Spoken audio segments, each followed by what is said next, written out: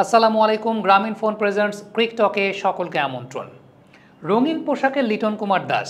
হ্যাঁ, রঙিন পোশাকে লিটন কুমার দাস বিবর্ণ থাকেন, একদম মাঝে মধ্যেই বিবর্ণ থাকেন। বিশেষ করে ওয়ানডে টিম থেকে তো লিটন কুমার দাসকে বাদই দেওয়া হয়েছিল এবং প্রধান নির্বাচক একটা কথা বলেছিলেন, ওয়ানডে টিমে নতুন বলটাকে হ্যান্ডেল করার জন্য যেই ধরনের সক্ষমতা প্রয়োজন সেই সক্ষমতার প্রয়োগটা লিটন দেখাতে পারছিলেন না।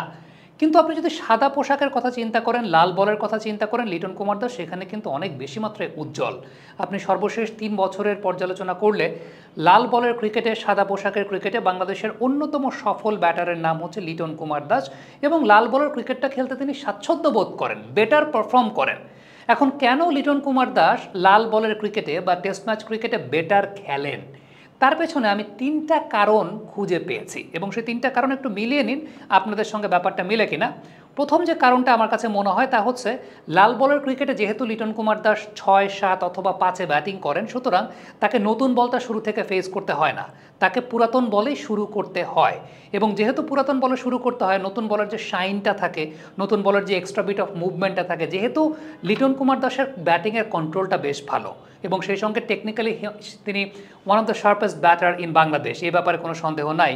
সো আলটিমেটলি তিনি তার সামর্থ্যের সর্বোচ্চটুকু প্রয়োগ করতে পারেন, কারণ বলটা পুরনো থাকে। অর্থাৎ তিনি যখন স্টার্টটা করছেন তখন বলটা পুরনো অবস্থায় তিনি স্টার্ট করছেন, নতুন বলের চ্যালেঞ্জটা তাকে টেস্ট ম্যাচ ক্রিকেটে ফেস করতে হয় না।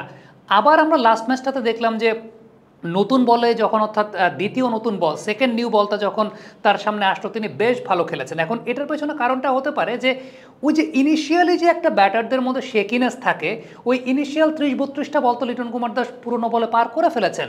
সো ওই শেকিনেসটা তার মধ্যে ছিল না, যে কারণে ফ্লুয়েন্টলি ব্যাটিং করতে পেরেছেন পরবর্তী সময় নতুন বলে। সো নর্মালি যখন তিনি ৫, ৬, ৭-এ ব্যাটিং করেন টেস্ট ম্যাচ ক্রিকেটে, তাকে পুরাতন বলেই খেলতে হয় এবং পুরাতন বলে তিনি যথেষ্ট ফ্লুয়েন্ট। এটা আমরা জানি যে তার কন্ট্রোলটা বেশ ভালো, যেহেতু কন্ট্রোল বেশ ভালো, তো পুরনো বলে তিনি আলটিমেটলি তার সামর্থ্যের সর্বোচ্চটুকু প্রয়োগ করতে পারেন। এটা তার সাফল্যের অন্যতম বড় কারণ টেস্ট ম্যাচ ক্রিকেটে। ২ নম্বর বিষয়টা যেটা আমার কাছে মনে হয়, যে টেস্ট ম্যাচের ফিল্ড প্লেসমেন্টের জায়গাটা খুব কমন কয়েকটা ফ্যাক্টর চিন্তা করেন, যে রঙিন পোশাকের ক্রিকেটে লিটন কুমার দাসকে আপনি কী কী আউট হতে দেখেন। ধরেন স্পিনাররা যখন বল করতে আসে, লিটন কুমার দাস সুইপ করতে গিয়ে ডিপ স্কোয়ার লেগে বা ডিপ মিড উইকেটে ধরা খান।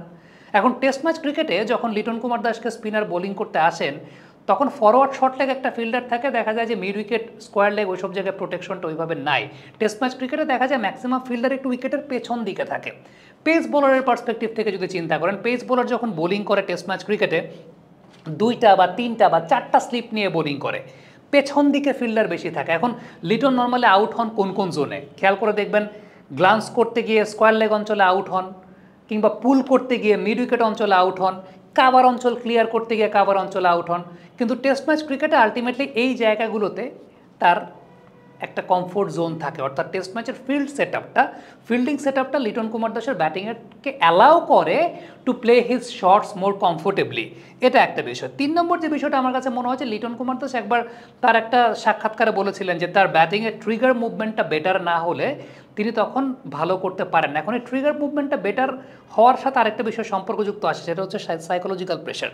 সাইকোলজিক্যাল প্রেশারটা কোন জায়গায়, ওয়ানডে কিংবা টি-20তে রান তোলার তো একটা তাড়া থাকে, আপনি বেশি ডট বল কনসিডার করতে পারবেন না বা কনসিড করতে পারবেন না। যেটা বলছিলাম, যে আপনার যখন স্কোয়ার লেগ অঞ্চলে ফিল্ডার আছে, আপনি গ্লান্স করতে গিয়ে যখন ওই ফিল্ডারের কাছে বল গেল, আপনি একটু সাইকোলজিক্যালি প্রেশারে পড়ে যাবেন, যে আচ্ছা রান তো আমাকে এখন বের করতে হবে, রান আমারে বের করতে হবে।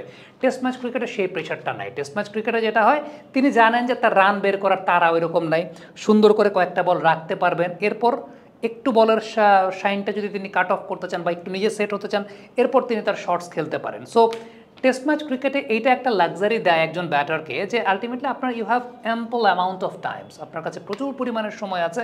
সো ওই যে নর্মালি আউটসাইড অফ স্ট্যাম্পের যে বলটা টি-20 ক্রিকেটে লিটন কুমার দাস কাট করতে যাবেন, টি-20 ক্রিকেটে যে বলটা হয়তো বা তিনি স্কোয়ার ড্রাইভ করতে যাবেন, টেস্ট ম্যাচ ক্রিকেটে ওই বলটা ছাড়ার লাক্সারি তার আসবে।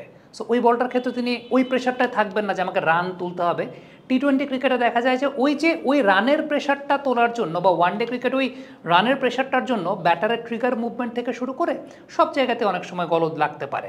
সো লিটনের ক্ষেত্রে আমার কাছে মনে হয় যে টেস্টটা তার জন্য বেশি কমফোর্টেবল এই কারণে, প্রথমত তিনি ভালো ব্যাটার, যে কারণে তার কন্ট্রোলটা বেটার, এবং কন্ট্রোল বেটার যেহেতু, সুতরাং সেই কারণে টেস্ট ম্যাচ ক্রিকেটে যখন একটু টাইম তিনি ক্রিজে সেট হতে পারেন, then he can play his natural shots. কিন্তু ফ্যাক্ট ইজ ওই যে রানটা বড় রান হয় না ম্যাক্সিমাম টাইমে, এবং অনেক সময় দেখা যায় সিলি একটা ডিসমিসাল তিনি হয়ে আসছেন, অর্থাৎ সেট হয়ে উইকেট থ্রো করে দিয়ে আসছেন।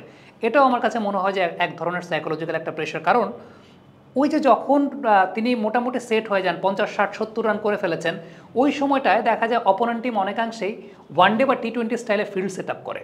সো ওই সময়টা রান তোলার এক ধরনের একটা তারা লিটন কুমার দাসের মধ্যেও থাকে, কিংবা তিনি যেহেতু সেট হয়ে গেছেন তিনি চিন্তা করেন যে okay, I have to convert this 50 into 100। So ultimately আমি হয়তো বা লিটন কুমার দাস কিন্তু শর্টস খেলে রান করতে পছন্দ করেন।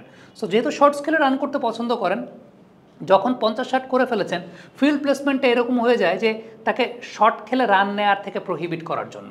সো আলটিমেটলি ওই জায়গাটায় আমার কাছে মনে হচ্ছে সাইকোলজিক্যালি যদি একটু চিন্তা করেন যে ওয়েল, আমি একটা 50 করেছি, then I have to rebuild myself, আমার ওই জায়গাটা একটু অন্য টাইপের গেম খেলতে হবে, let's deal it with singles, let's deal it with dot deliveries. এটা মনে হয় তার মনস্তাত্ত্বিক জায়গা থেকে বেশি গ্রহণ করা উচিত বলে আমার কাছে মনে হয়। দর্শক, কমেন্ট বক্সে আপনাদের মন্তব্য মতামত জানতে চাই, আপনারা কি মনে করেন যে লিটন কুমার দাস টেস্টে এত ভালো খেলেন, ওয়ানডে বা টি-20তে টেস্টের মতো এতটা জ্বলে উঠতে পারেন না কেন, বা জ্বলে উঠলেও সেটা আসলে কালে ভদ্রে কেন, নিয়মিতভাবে হয় না কেন? কমেন্ট বক্সে আপনাদের মন্তব্যের অপেক্ষায় থাকলাম।